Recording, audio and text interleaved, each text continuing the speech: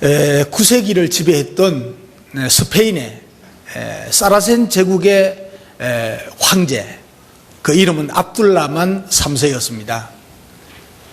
그는 당시 세계에서 가장 큰 왕국을 49년 동안 다스렸던 황제입니다.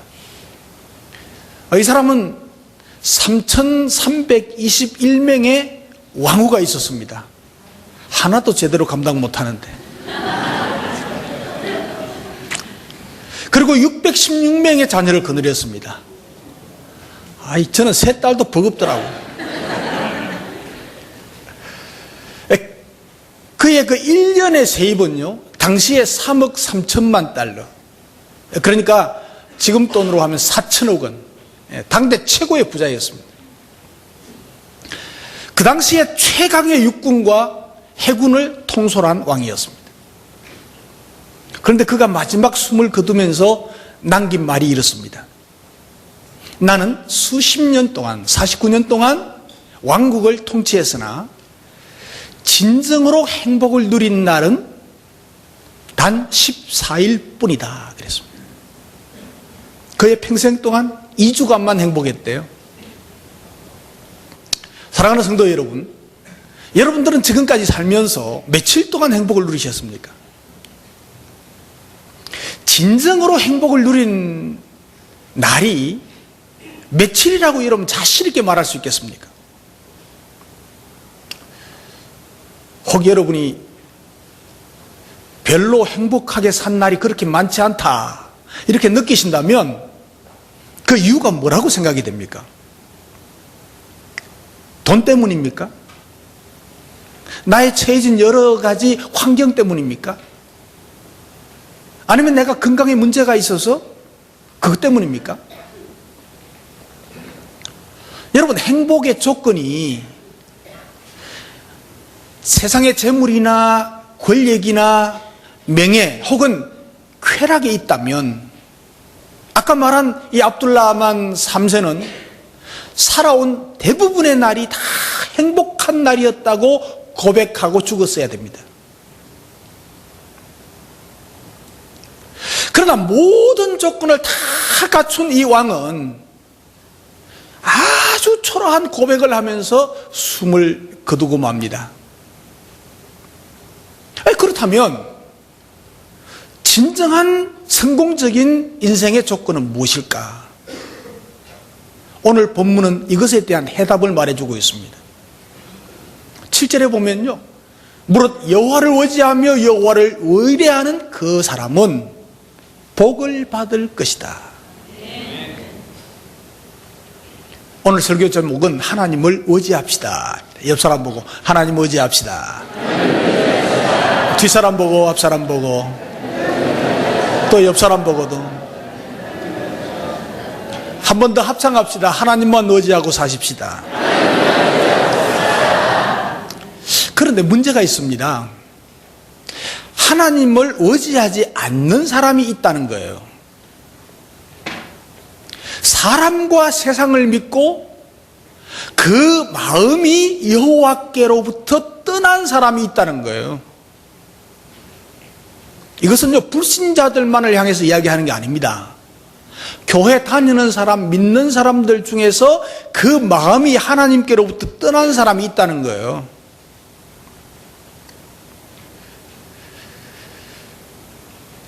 그 5절에 보면 나 여호와가 이같이 말하노라.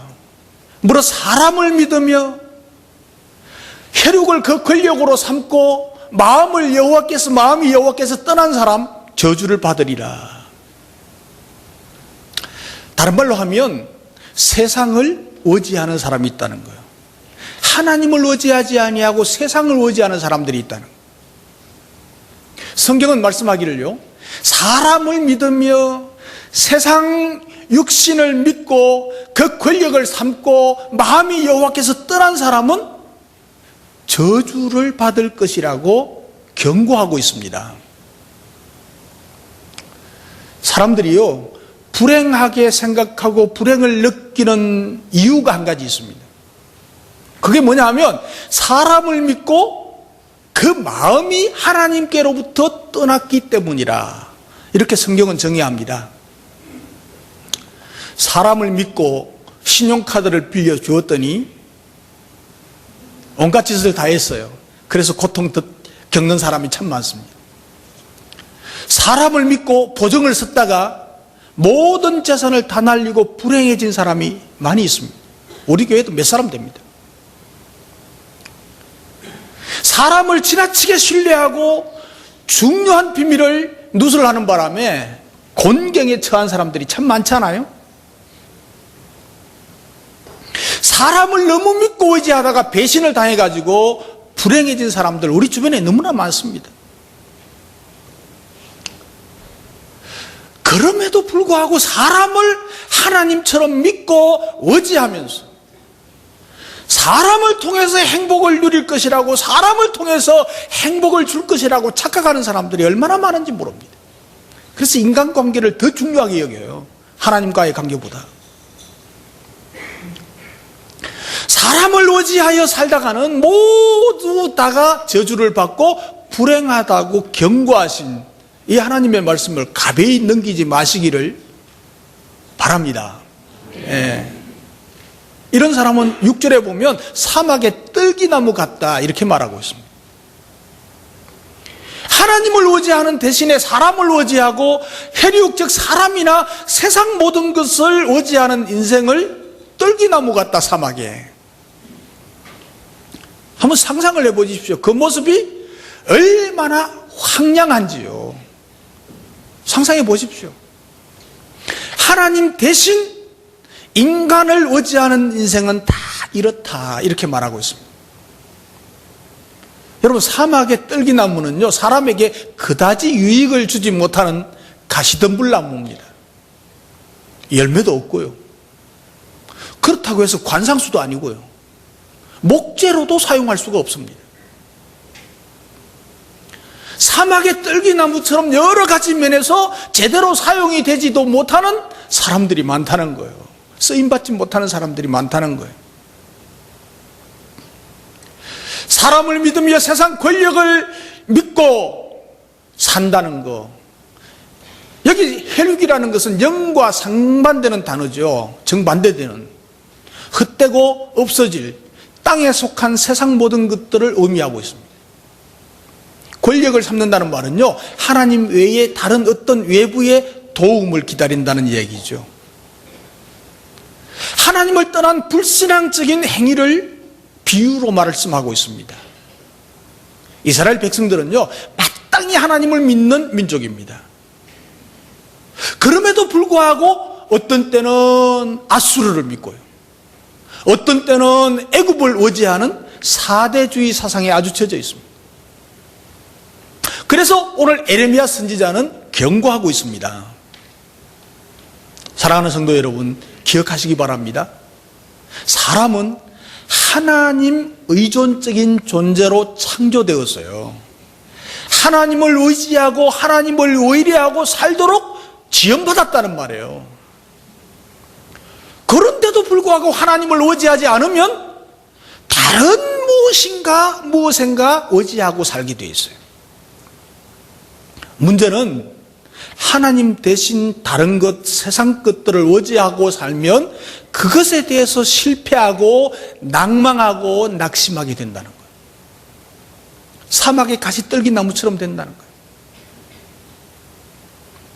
이 모 대학의 학생 상담 연구소에서요 신입생 3,200명을 대상으로 설문조사를 실시한 적이 있습니다. 그 중에 한 항목이 뭐냐 하면 인생의 성공 요건이 무엇인가 물었습니다. 대학을 입학한 학생들이 뭐라고 대답했는가 하니까 제1로 꼽은 것이 42.5%가 나왔습니다. 권력과 배경이라는 것입니다. 권력과 빽이라는, 빽이 있어야 권력도 잡고 빽이 있어야 성공도 하고 된다는 거예요. 경상도 말로 빽이라는 거예요. 여러분 보십시오. 한참 순수하게 막 청운의 꿈을 꿈꿔야 할 젊은이들이 권력 지향적인 성향을 보이고 있다는 말이에요. 여러분, 이런 생각을 가지고 인생을 살아가면 잘 될 수 있을까요? 천만의 말씀입니다. 권력은요, 허무하기 짝이 없는 것입니다. 현재를 보십시오. 현재 권력의 실세들이 엮여가는 거 한번 보십시오. 이게 뻔하잖아요. 과거에요, 독재 시절 때 권력자에게 충성을 다해서 한때 아주 재미를 봤던 사람이 있었습니다. 그런데 정권이 바뀌고 조사를 받다가 결국은 감옥살이를 한 분이 있습니다. 권력자를 대신해서 감옥 생활을 한 것이죠. 그러는 동안에 이 권력자는요, 시치미를 뚝 떼고 구경만 했더라는 것입니다. 인간적으로 막 배신감을 느꼈죠. 이 크리스찬이었던, 예수 믿던 그는 권력의 그 주위에 맴돌면서 신앙생활을 소홀하게 했는데 아주 후일에 감옥 갔다 와서 이런 고백을 했습니다. 내가 하나님께 그만큼 충성했더라면 이렇게 버림받지는 않았을 텐데. 그게 고백입니다. 여러분, 이게 권력의 생리입니다. 마음이 여호와에게서 떠난 사람, 믿음이 사막화되어 가지고 하나님을 잊어버린 상태, 마음이 여호와께 떠났다, 이렇게 표현하고 있습니다. 여러분, 재물들, 주식들, 물질 다 의지함으로 하나님을 향한 신앙에서 이탈했다는 말입니다. 그러다가 낭패를 당한 사람들이 얼마나 많습니까? 예? 심플신간에 우리 이웃에서 금방 찾아볼 수가 있습니다. 지금도 주식 좋아해가지고 투자하는 분들이 있을 것 같아. 우리 교회 망한 사람 많습니다. 교회 오면 하나님을 떠나니까 말이죠, 이 앞에서 예배 떡 드리고 있는데 저 뒤에 화면이요, 주식의 주식 화면으로 보이더래요. 이번 목회자 세미나 때 어떤 목자가 간증을 했어. 예. 재물을 의지하면 결코 잘 될 수가 없는 근본적인 이유가 있습니다. 뭐냐 하면, 재물에 너무 집착하면 그 사람의 마음 중심에 하나님이 계실 자리가 없어요. 하나님이 계실 여유가 없어요. 재물을 의지하면 재물 때문에 실망할 수밖에 없어요. 에레미야 선지자는 오늘 본문에서 두 종류의 사람을 소개하면서 우리에게 인생길에 있어 두 갈래 길이 있는 것을 분명히 보여주고 있습니다. 이 둘 중에 하나만 선택하라는 것입니다. 중간지대는 없으니까 확실하게 선택하라는 것입니다. 그러면 그가 소개한 두 갈래 길이 어떤 것입니까? 세상을 의지하든지 아니면 하나님을 의지하든지 두 개 중에 하나만 하라는 거예요. 그걸 비유로 말하면서 세상을 의지하면 사막의 가시떨기처럼 되고, 하나님을 의지하면 물가의 신기운 나무처럼 된다, 이렇게 비유하고 있습니다. 여기에서 에레미야 선지자는 인생을 나무로 비유합니다. 아주 적절한 비유입니다. 왜냐하면요, 사람은 의존적인 존재이기 때문입니다. 나무는요, 땅에 심겨지지 않으면 생존할 수가 없습니다. 식물은 물에서도 자랄 수 있어요. 나무는요, 그렇지 않습니다. 마찬가지로 사람은 무엇인가 의존할 수밖에 없는 존재라는 것입니다. 그런데 중요한 것은 과연 이 나무가 어디에 심겨지느냐 하는 게 문제입니다. 사람이 과연 누구에게 무엇에 의존하며 사는가 하는 것입니다. 그러면 어떻게 해야 가치 있고 보람 있고 행복한 인생을 살 수 있는가? 한마디로 하나님을 신뢰하고 하나님을 의지하는 인생은 복을 누린다고 오늘 성경 말씀은 정의하고 있습니다.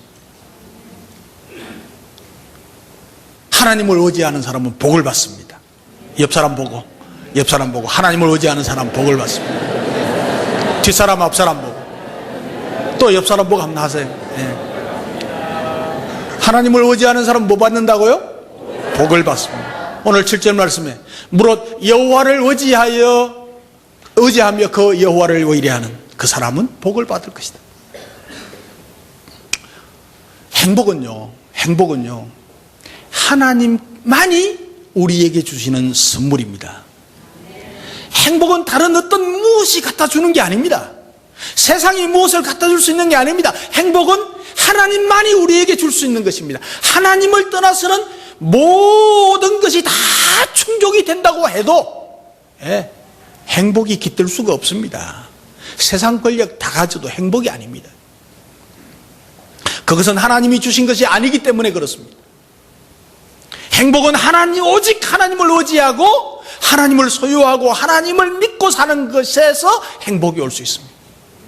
하나님의 말씀을 순종할 때 하나님께서 덤으로 주시는 축복이 바로 행복인 줄로 믿습니다. 세상에서요, 믿을 수 있는 존재는, 대상은 하나님밖에 없습니다. 여러분, 조 목사님 믿지 마십시오. 실망합니다. 어떤 사람은 말하기를 이렇게 말합니다. 세상에 믿을 일은 아무도 없다. 맞는 말이죠. 잘 알고 있네요. 근데 나는 오직 나 자신만을 믿는다. 이런 사람들이 있습니다. 그렇습니까, 여러분? 나 자신도 믿을 수 없습니다.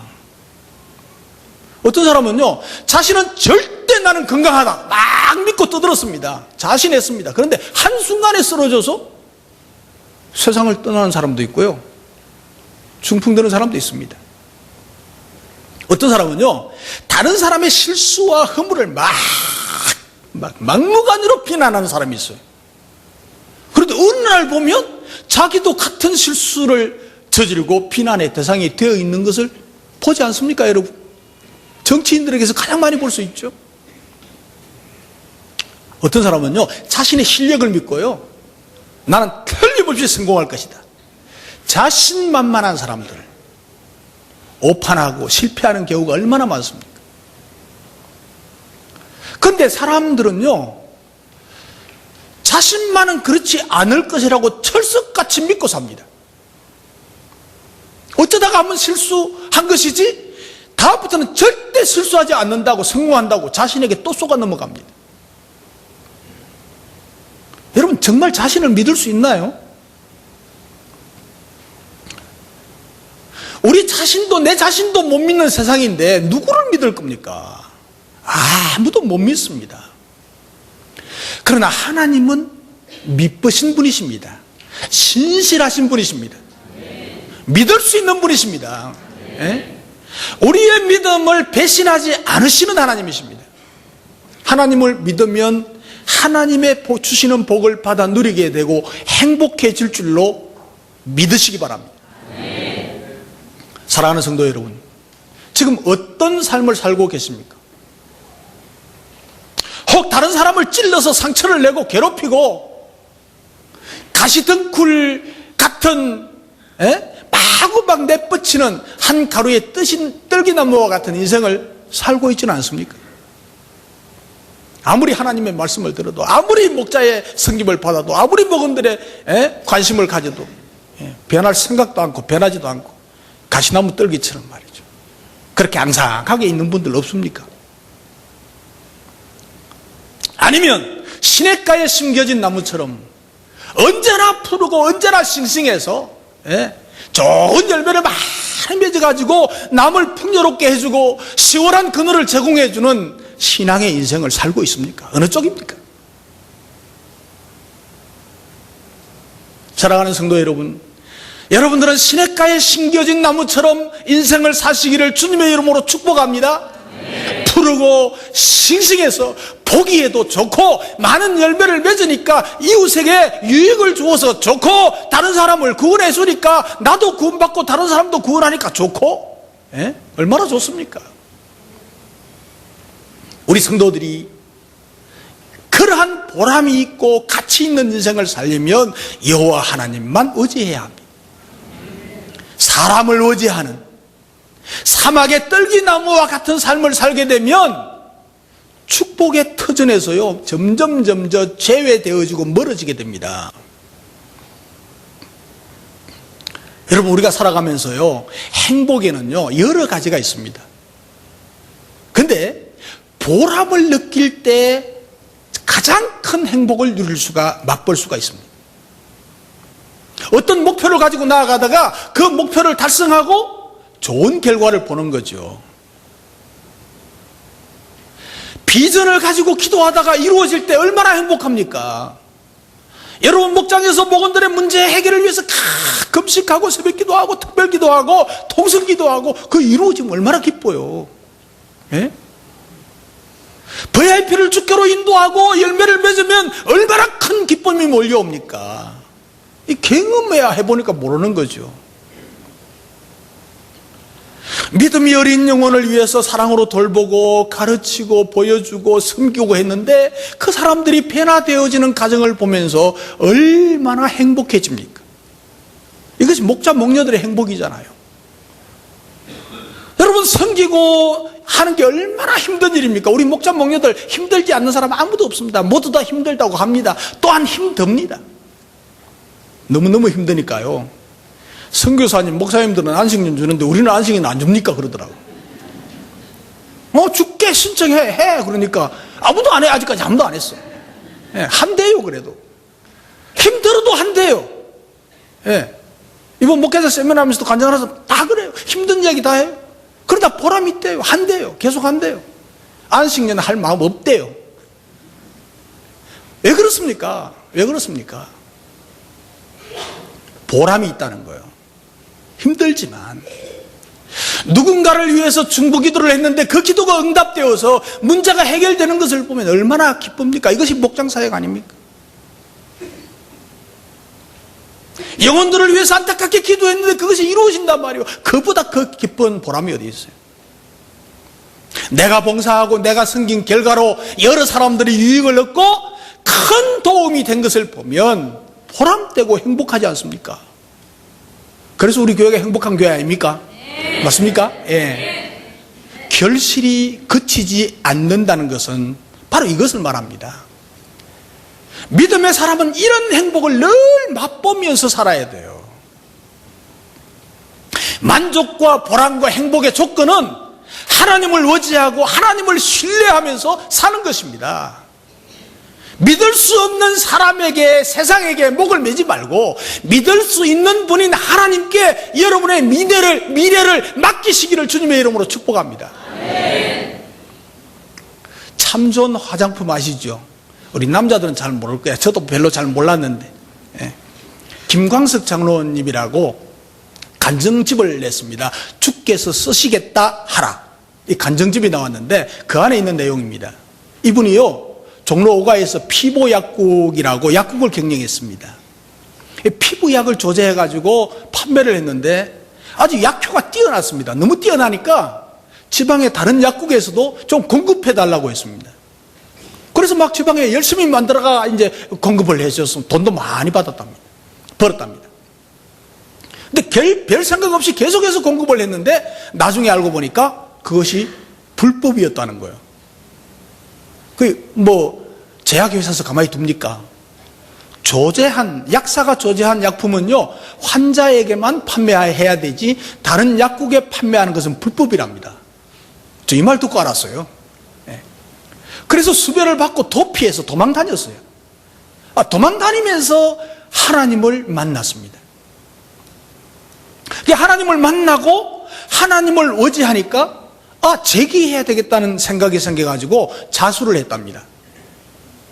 자수를 하니까 좀 쉽게 해결되잖아요. 잘 해결되어가지고 풀려나기는 했는데 벌금이 그 당시 8억 원. 지금 돈으로 계산하면요, 약 100억 원이 된답니다. 그럼 물게 되었는데요. 그런 상태에서 화장품 회사를 설립한 거예요. 인간적으로 보면 재기가 불가능한 상태죠. 그런데 신앙생활을 하면서요, 그는 하나님을 만나고 하나님 의지하고 신앙생활을 하면서 몇 가지 원칙을 놓고 신앙생활을 했는데 그것이 성공의 원천이었다고 자기 고백하고 있습니다. 그 별거 큰 거 아니에요. 별거 아니에요. 그냥 일반적인 거예요. 말씀을 묵상하고 기도하는 거. 그리고 주일 성수해야 되겠다. 그리고 11조 하는 거. 11조 해야 되겠다. 그리고 11조 한 거예요. 이런 아주 평범한 기본적인 우리 성도들 다 하는 거죠. 예, 다 하는 거잖아요. 이것이 바로 하나님을 의지하는 뿌리를 깊이 내리는 수단이었다는 것이요, 믿음의 뿌리가 됐다는 거죠. 다시 말하면 이 간증서 전체가, 여러분 다 읽을 필요도 없어 읽으면 더 좋지만 안 읽어도 괜찮아요. 전체가 뭐냐면 하나님만을 의지했다는 거예요. 하나님만 의지했다는 삶의 진솔한 고백입니다. 그 후에 하나님 의지하니까 놀라운 일이 생겼다는 거예요. 신제품을 개발했는데 대히트를 해버렸어요. 일시에 그 남은 벌금 다 갖고 회사가 번창하게 되었다는 거예요. 지금도 좋은 회사로 알려져 있어요. 이렇게 하나님을 의지하면 반드시 승리하게 될 줄로 믿으시기 바랍니다. 고난이 와도 불황이 와도 괜찮습니다. 다시 세워주실 줄 믿습니다. 그런 것들이 걸림돌이 아니고 디딤돌이 될 수가 있는 줄 믿으시기 바랍니다. 여러분 다니엘이나 요셉을 보십시오. 하나님만을 의지하고 살았는데 고난이 오면 오히려 그 고난을 통해서 더 자꾸 잘 돼가는 것을 볼 수 있지 않습니까? 하나님만 의지하고 사심으로 이런 일들이 여러분들에게도 늘 계속되기를 주님의 이름으로 축복합니다. 기도하겠습니다.